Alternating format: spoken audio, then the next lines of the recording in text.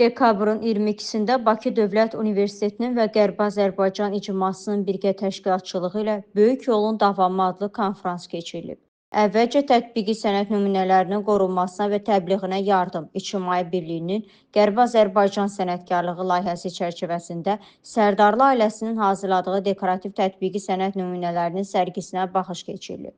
Sərgidə İrəvanım kolleksiyasına aid İrəvan minarələri və Urud abidələri kolleksiyasına aid Urudun çərxi vəhdət əsərləri ilk dəfə sənətsevərlərə təqdim olunub. Tədbirin açılışında Azərbaycanın dövlət himni səsləndirilib. Ölkəmizin ərazi bütövlüyü və suverenliyi uğrunda canından keçən şəhidlərin xatirəsi bir dəqiqəlik sükutla yad edilib. Konfransda çıxış edən Bakı Dövlət Universitetinin rektoru Elçin Babayev bildirib ki, Prezident İlham Əliyev Qərbi Azərbaycana qayıdış məsələsi ilə bağlı mövqeyini bir neçə çıxışında, o cümlədən İcmanın rəhbər heyəti ilə görüşdə və Azərbaycan Milli Elmlər Akademiyasının 80 illik yubileyində bir daha bəyan edib. Rektor qeyd edib ki, bu çıxış məsələnin elmi əsaslandırılması baxımından strateji əhəmiyyət daşıyır. Bakı Dövlət Universiteti və onun Qərbi Azərbaycan Araşdırmalar Mərkəzi bu istiqamətdə sistemli elmi tədqiqat işləri apararaq akademik və sosial mədəni layihələrdə xüsusi rol oynayacaq. Rektor qeyd edib ki, bu çıxış məsələnin elmi əsaslandırılması baxımından strateji əhəmiyyət daşıyır. Bakı Dövlət Universiteti və onun Qərbi Azərbaycan Araşdırmalar Mərkəzi bu istiqamətdə sistemli elmi tədqiqat işləri apararaq akademik və sosial mədəni layihələrdə xüsusi rol oynayacaq. Beləliklə, universitet Qərbi Azərbaycan məsələsində əsas intellektual mərkəzlərdən biri kimi fəaliyyət göstərəcək deyə Elçin Babayev əlavə edib. Sonra Qərbi Azərbaycan İcmasının fəaliyyətinə dair videoçarx nümayiş olunub. Qərbi Azərbaycan İcması İdarə Heyətinin sədri, Milli Məclisin deputatı Əziz Ələkbərli bildirib ki, icma son 3 il ərzində Prezident İlham Əliyevin 2022-ci il tapşırıqlarına əsaslanaraq fəaliyyət göstərib.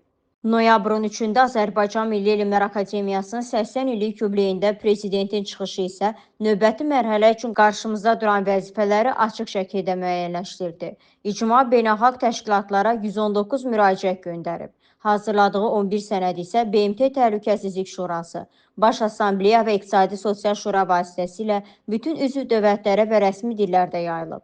Bu fakt göstərir ki, Qərbi Azərbaycana qayıdış Azərbaycan Prezidentinin dövlətin və diplomatiyasının real və prioritet istiqamətidir. Elm və Təhsil Nazirliyi İnformasiya Texnologiyaları İnstitutunun baş direktoru akademik Rasim Əlquliyev bildirib ki, Qərbi Azərbaycan məsələsi bugün Azərbaycan dövlətinin daxili və xarici siyasətində prioritet istiqamətlərdən biridir.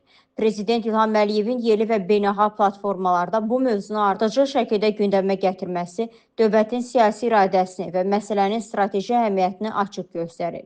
Qərbi Azərbaycana qayıdış həm tarixi yaddaşın bərpası, həm də beynəlxalq hüquqa əsaslanan legitim və real siyasi hədəfdir.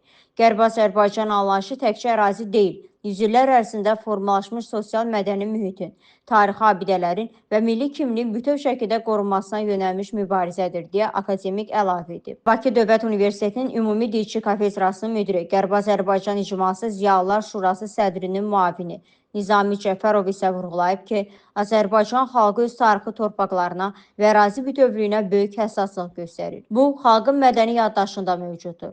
Təbii ki, Azərbaycanın məqsədi bütün tarixi ərazilərində müstəqil dövlət yaratmaq deyil. Çünki dünyanın siyasi reallıqları və mövcud coğrafi vəziyyət buna imkan vermir. Lakin bu, xalqın və dövlətin öz mövqeyinə, mədəniyyətinə və hüquqlarına sadiqliyini göstərir. Qərbi Azərbaycan İcmasının Qadınlar Şurasının sədri Məlahət İbrahim qızı qeyd edib ki, Qərbi Azərbaycana qayıdış həm də tarixi ədalət məsələsidir. Bir əsr ərzində 4 dəfə deportasiyaya məruz qalmış xalq olaraq etnik təmizləmə və soyqırımı ilə barışmaq niyyətində deyilik. Qərbi Azərbaycanda babalarımızın, ailə üzvlərimizin məzarları var və biz bu hissə sahib çıxacağıq.